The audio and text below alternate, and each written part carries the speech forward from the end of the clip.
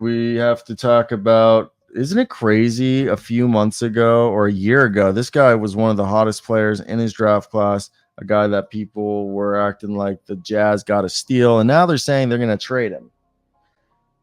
It is crazy how you can go from being someone who is beloved within the franchise to somebody who might become an afterthought. Yep, that's where we're at.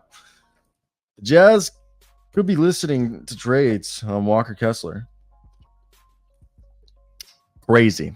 Just as they do a rebrand. The whole thing with Walker Kessler, I like the kid.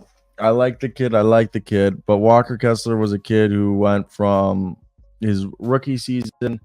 He played literally the same minutes, but he went from being 72% and 30% from the field to 65 and 21, 8.5 rebounds to 7.5. He was still a good rim protector, like averaging over 2 blocks a game.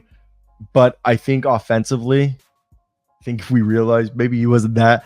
It's just he might be close to a finished product, and this might be the guy. He's the guy who gives you like 9 and 8, maybe like 10 and 10, a few blocks. There's nothing wrong with that. And he's a guy who's probably going to be a borderline top 15 center in the NBA. But does he fit with John Collins? Does he fit with Lauri Markkanen? Does he fit with the Utah Jazz and what they're doing? Jake Fischer said that the Jazz could listen to trade offers for Walker Kessler. Average 8, 7.5, 2.5 in 23 minutes. He was all rookie first team.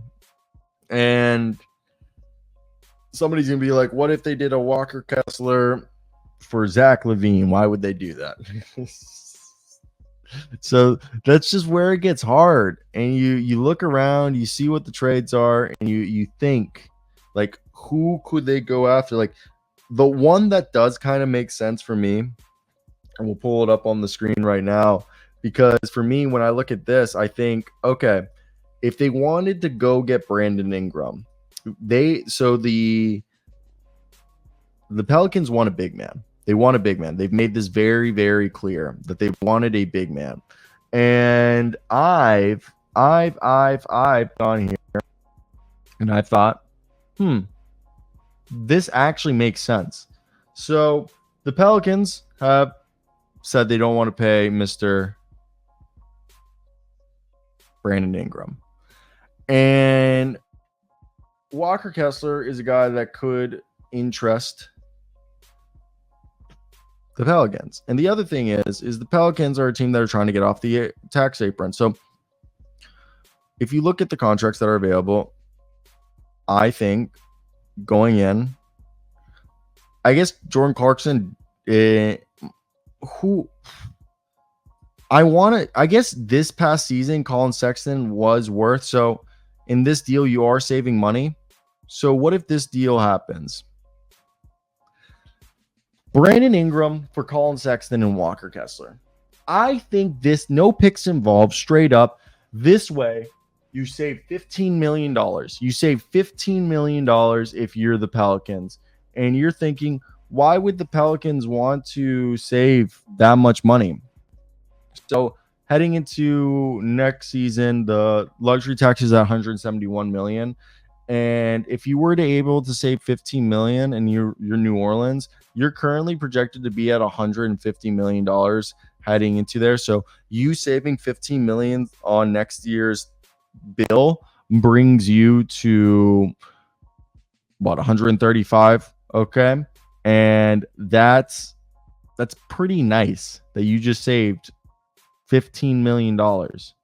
And you're at $135 million now. And your free agents this offseason are only Najee Marshall, Cody Zeller, and Jonas Valanciunas that are really important. And you still could go out and spend a little bit of money. So for me, I just think, golly, this is not a bad move. If you're the Jazz, you walk away with Brandon Ingram.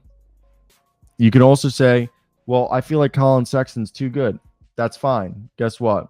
This is what we'll do. Instead of Colin Sexton, we'll go ahead and do Jordan Clarkson. It's the same idea, and you send it over. Boom. I still think someone would say this is an even better deal. Jordan, you get a backup guard who could be a 6-man. for the Pelicans. You get the center that they want, who's young, and he's still got 2 more years on his deal. Jazz get a guy who can help raise their floor. I think it's one of those deals that I think everybody wins, and it's one that people will be interested in because everybody wins. So I want to hear your guys' thoughts.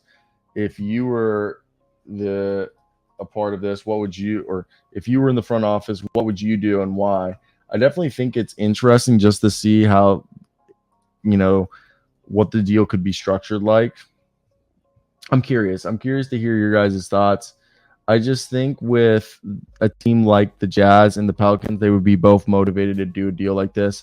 Salary cap reasonings, and as well as just being, I think this helps both teams fill a need that, is kind of keep holding them back. So why not? That's my thoughts. And I know that maybe might not be the best reason, but I thought so. So let me hear your guys' thoughts. What would you do?